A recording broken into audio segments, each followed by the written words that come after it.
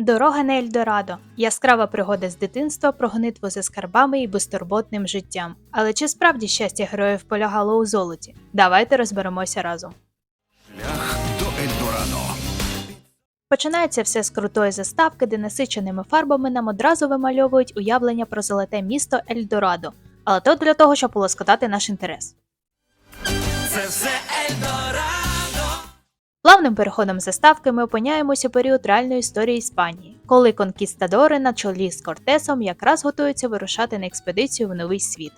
Після швидкого представлення історичного контексту нас нарешті знайомлять з головними героями – шахраями Мігелем та Тульо. З перших секунд від них відчувається дика харизма. Розкутість, свобода, азарт – такими словами я похарактеризувала цих персонажів. Ну просто боги, якщо ви розумієте, про що я. Хай щастить тобі, хай щастить мені, золото греби. Повертаючись до подій мульта, хлопці дуже радіють, бо щойно виграли у Кості все золото опонента. Але той вимагає ще одну партію. У якості ставки він пропонує дивну карту, яка, за його словами, веде до міста чистого золота – Ельдорадо. Мігель виявляє сильну зацікавленість такою ставкою, а от Тульо прагматично сумнівається. Проте здається під натиском друга, і вони погоджуються. Правда, кидати доводиться не свої підкручені кості, а звичайні, але діватись вже нікуди. Тож нервовий момент і... випадає сімка! Сімка! Оце клас! Хлопці безмежно щасливі, загрибають свій виграш та втрачають пильність. Шулерські кості випадають з кишені Тулію і демонструють очікувану сімку, а потім ще раз і ще раз. Так всі оточуючі дізнаються про обман. Стає зрозуміло, ситуація пахне смаженим і треба тікати. Хлопці розігрують перепалку, де кожен робить вигляд, що він є жертвою обставин, а інший шулер. Це все переростає у липовий бій на шпагах. Приспавши увагу вартових, хлопцям все ж вдається втекти, хоча й не без труднощів. Думаю, в нас вийде. Ставлю твій пасети, що ні. Програв. Мігель і Тулія виявляються замкненими у бочках, які завантажують на корабель вже знайомих нам конкістадорів. Хоча як вони собі нічого не переламали, стрибаючи у діжки, то загадка. Проте опинись вони у травмпункті, то історії би не склалось. Увечері нашим горе-шахраям все ж вдається вибрати зі свого ув'язнення. Правда, ненадовго, бо Кортес, будучи не у захваті від таких гостей, знову посадив їх у корабельну в'язницю. Поки Туліо ламає голову, причому в прямому сенсі, над тим, як втекти і повернутись до Іспанії, Мігеля осяяла геніальна ідея – попросити про допомогу, на хвилиночку, коня Кортеса Альтіво. Але смішно те, що це спрацьовує. Ти чуєш, Альтіва? Знайди мені лома. Так, знайти лома. Це тупий коняка, який ні за що. Взагалі Альтіво показують у мультфільмі як дуже розумного коника. Нагадує мені Макса з Діснеївської Рапунцель. Отже, з отриманими ключами від камери під покровом ночі, хлопці викрадають трохи провізії і тікають на рятувальній шлюпці, випадково прихопивши коня з собою. Дрейфують вони, значить, в океані деякий час, потрапляють у шторм, залишаються без їжі і вже готуються прощатись з життям. От тут і починаються задушевні розмови. Хочеться зауважити, що навіть будучи за крок до смерті, Туліо жалкує виключно про неотримане золото. Натомість Мігель – про завершення пригод. Вже вкотре нам демонструють, наскільки різні погляди мають друзі. Один закорінілий прагматик, а другий – імпульсивний авантюрист. Ти зробив з мого життя пригоду. Ти приніс у моє життя сенс. Обмін откровеннями переривається відчуттям у руках піску замість солоних хвиль. Шлюпка сіла на милину. Радості хлопцям немає меж. За законом жанру це виявляється місце, вказане на карті зі шляхом до Ельдорадо. Саме на тій, яку хлопці виграли ще на самому початку мульта, і яку якимось казковим чином Мігель примудрився не загубити до цього моменту. Спокусившись, хто на просту цікавість, а хто на перспективу збагачення своїх кишень, друзі вирушають на пошуки під веселу пісеньку. Адже ми взялись.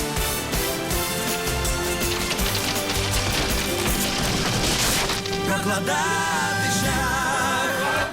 Трохи екстравагантним способом вони дістаються потрібного місця. Але слідом приходять розчарування, адже окрім скелі з малюнком тут нічого немає. Наш любитель золота Тульо починає психувати і змушує засмученого Мігеля плентатись назад.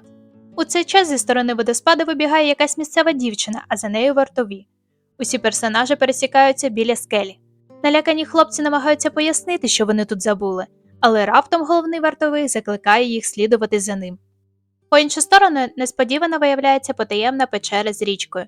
Герої сідають у лодку, на якій пливуть у невідомому напрямку. Коли все ж таки вони випливають з печери, перед очима виникає яскрава картинка золотого міста. Ельдорадо увесь цей час було поряд, і хлопцям пощастило таки його знайти. Це викликає неосяжний захват. І не дивно, омріяні скарби маячать прямо перед носом. Для одного це шанс нарешті розбагатіти, а для другого почати нову пригоду.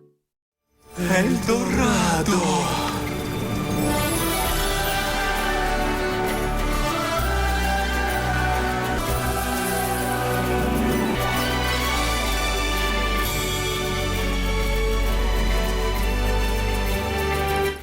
Проте є невелика перепона, судячи з усього, Тульо та Мігеля ведуть на страту, тож вони починають прощатись знову.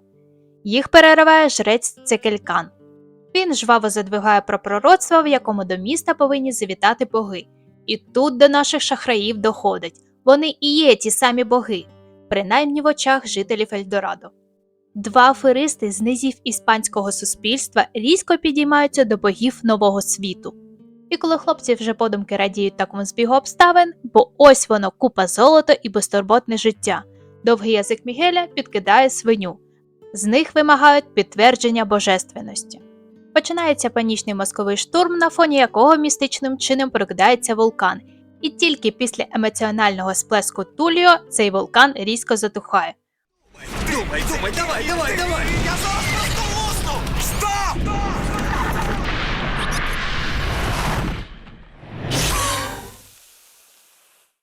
Хлопці у шоці, а жителі виказують почесті у вигляді поклону і схвальних вигуків. Здається мені, за ці лічні хвилини друзі використали річний запас везіння. Тож, не втрачаючи такої нагоди, вони завзято беруться відігравати свої ролі.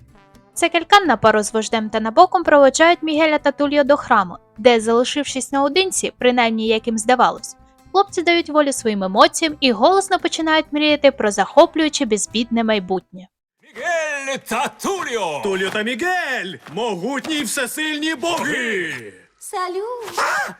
Загалом вони так захопились, що, мабуть, і слона би не побачили. Тому якийсь час дівчина Чель, знайома нам з водоспаду, залишається непоміченою і благополучно підслуховує широсердне зізнання двох дурників.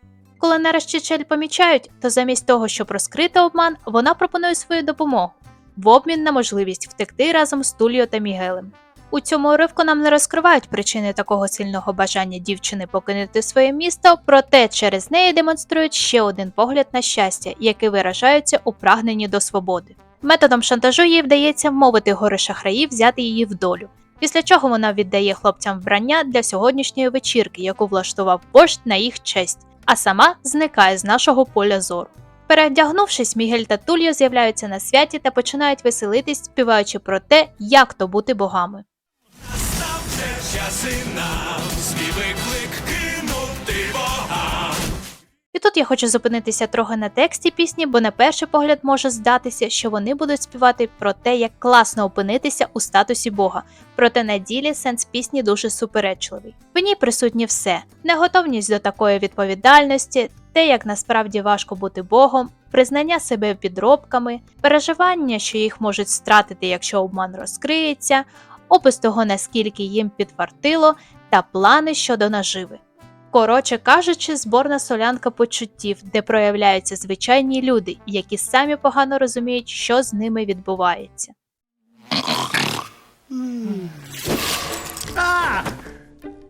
На ранок аферистів будить жрець, який вже приготував ритуал жертвопринесення. Коли Цекелькан у своїй промові доходить до моменту пошани та пожертви, перед друзями виносять великий мішок, у якому, на їх думку, лежить купа золота. Проте вони сильно помиляються, всередині знаходиться зв'язаний місцевий житель, якого жрець збирається принести у жертву богам. На щастя, нашим аферистам вистачає клепки вчасно зрозуміти, яка назріває халепа, тож вони втручаються у ритуал і рятують невинного чоловіка. І поки Цекелькан розгублено вибачається за цей інцидент, вождь Танабок пропонує альтернативну пожертву у вигляді золота. Друзі задоволені таким варіантом, особливо Тульо, і радісно погоджуються віддати дари Шибальбі. Це Шибальбі!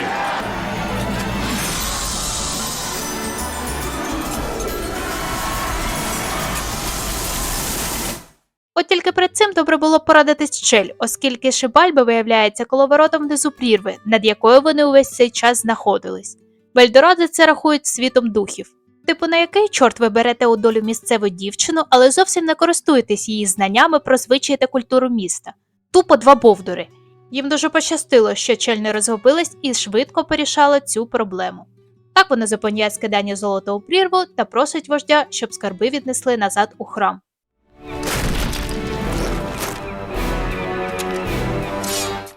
Після цього у мультфільмі відбувається переключення на забутого вже Кортеса, який зі своїми людьми теж прибув на той пляж, з якого головні герої починали свій шлях. Він розуміє, що наші герої побували тут і вирушає по їх слідах. Як то кажуть, кролик з годинником вже прийшов і точка незворотності пройдена. Яй, хай щастить тобі! Хай щастить мені! Ха! Золото гриби! Так! Повертаємось до Мігеля і Тульо. Вони обговорюють повернення до Іспанії і виникає логічне питання, як перевести туди золото. Тож хлопці звертаються до Танабока з проханням побудувати для них корабель. Той каже, що це займе не менше 3 днів. Так багато чекати, звісно, ризиковано, але шахраї погоджуються, оскільки для прискорення будівництва треба відмовитись від частки дарів. Очевидно, такий варіант навіть не розглядається. Тулі починає психувати і майже наказує Мігелю залягти на дно, бо бачить у друга сильну зацікавленість містом. А саме йде милуватись золотом. Ото як у казці. А кощій над златом чахне. Чель спонукає Мігеля до втечі, щоб погуляти у місті, а сама береться відволікати Тулію. Коментувати її методи я не буду, ви й самі бачите. О, Мігель правий. Ти дуже психуєш. У цей час Мігель гуляє підозріло пустими вулицями, поки не натрапляє на вартового, який пояснює. Жрець Цекелькан від імені богів віддав наказ розігнати людей по домівкам і карати правопорушників. Наш псевдобог, який не схвалює таких методів, відміняє ці накази. Потрохи місто починає оживати. Особисто мені дуже подобається цей фрагмент, бо разом з Мігелем, під приємний музичний супровід, ми знайомимось з його мешканцями. Бачимо їхнє повсякденне життя і поступово проникаємось теплою атмосферою Ельдорадо. Хлопець починає вбачати у місті щось більше за джерело наживи. Я й не мріяв про щастя бою. А поки Мігель відкриває для себе новий світ, у храмі відбувається не дуже приємна розмова Тульо і Цекелькана. Жрець закликає сіяти страх серед людей, оскільки в його світогляді боїться, значить поважає. Тульо розуміє, що бесіда звертає в якийсь нездоровий бік і тактовно зливається з нею, вирушаючи на пошуки Мігеля. Зустрівши нарешті друга, Тульо вмовляє його тікати з місця негайно, але не встигає все пояснити, як жрець вплутає наших шахраїв у гру з м'ячем проти 15 професійних гравців. Якщо врахувати той факт, що боги не можуть програти, то ситуація набирає небезпечних обертів. Які правила в цій грі? Треба закинути м'яч у той обід. Це неможливо, ми програємо. Боги не програють. На початку гри хлопці очікувано програють, і це продовжується, допоки у Чель не з'являється чудова ідея, як змухлювати. Замість м'яча вони використовують місцеву звірушку, яка коли скручується, дуже схожа на м'ячик. Після цього грати стає одне задоволення. І от діло йде вже до фінального раунду. Туліо з Мігелем розслаблені, хизуються та готуються зробити останній кидок, як стає зрозумілим, м'яч на цей раз справжній. Намагаючись у паніці таки попасти у кільце, Туліо вдаряє Мігеля у брову. М'яч зупиняється у кільці, йдуть останні секунди гри. Маленька допомога від Альтіви, барабан на дріб, перемога!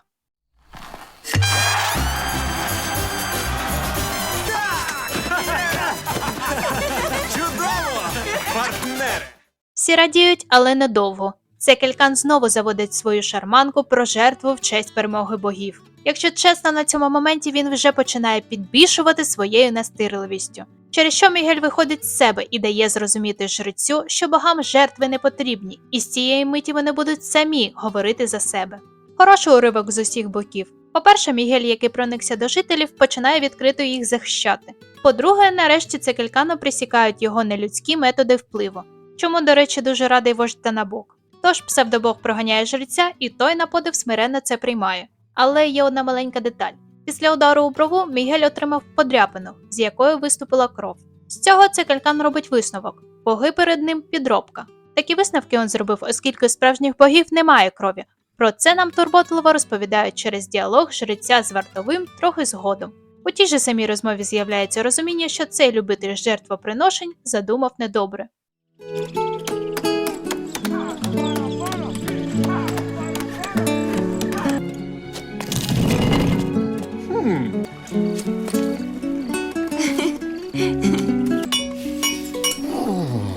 Проходить зазначений термін, корабель готовий. Танабок демонструє роботу Мігелю, але той прискіпується до кожної дрібниці і, очевидно, шукає причини, щоб відтягнути закінчення будівництва.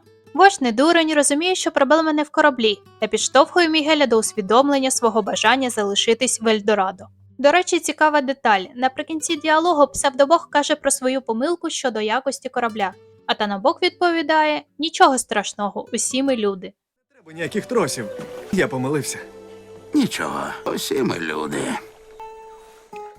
Особисто я вбачаю у цій фразі прямий натяк, що вождь достатньо швидко виявив брехню аферистів. Якщо придивитись уважніше, його скептицизм можна помітити ще з першої зустрічі. Тобто складається враження, що він з самого початку свідомо дозволяв хлопцям розігрувати цю виставу. Тим часом Тульо з Чель обговорюють плани після відплиття з Ельдорадо.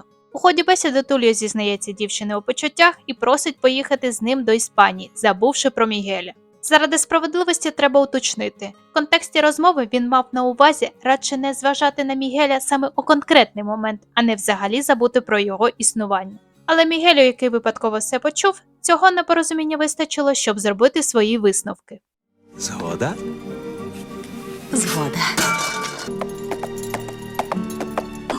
Увечері того ж дня жителі влаштовують прощальне святкування, проте веселище перериває Цекелькан. Жрець з рухомим бажанням викрити головних героїв натравлює на них магічну істоту. Ельдорадо накриває хаос. Наші псевдобоги намагаються втекти від небезпеки. Проте це заводить їх у глухий кут, вони опиняються над прірвою Шибальби. На цьому моменті з тіні виходить Цекелькан і звинувачує друзів у брехні. Ті, у свою чергу, не вигадують нічого кращого, як розіграти сценку «Хто тут винний», як на початку мульта.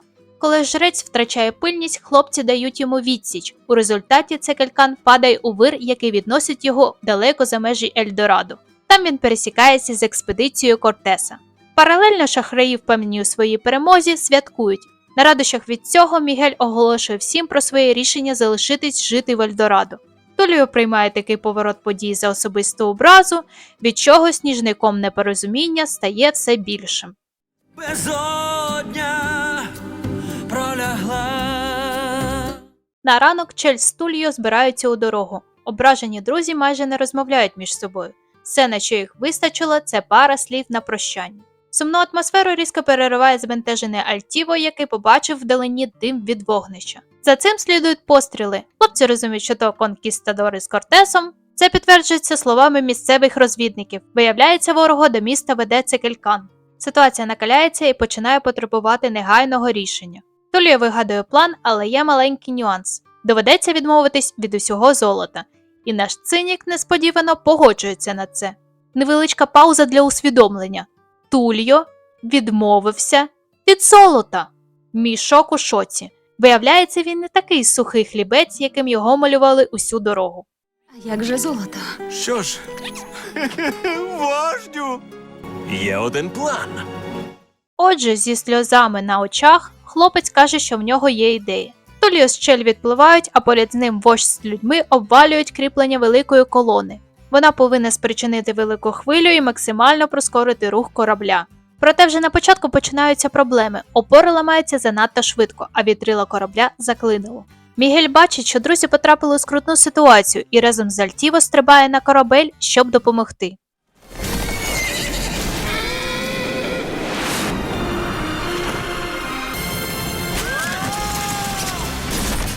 У польоті йому таки вдається відкрити вітрила. Тулі зауважує, що якщо Мігель зараз не покине корабель, то більше не зможе повернутись до Ельдорадо. Але той десь у польоті робить для себе остаточний вибір між містом та дружбою і обирає друге. Тож уся компанія, зібравшись знову разом, підхоплює хвилю. Прощавай, Ельдорадо!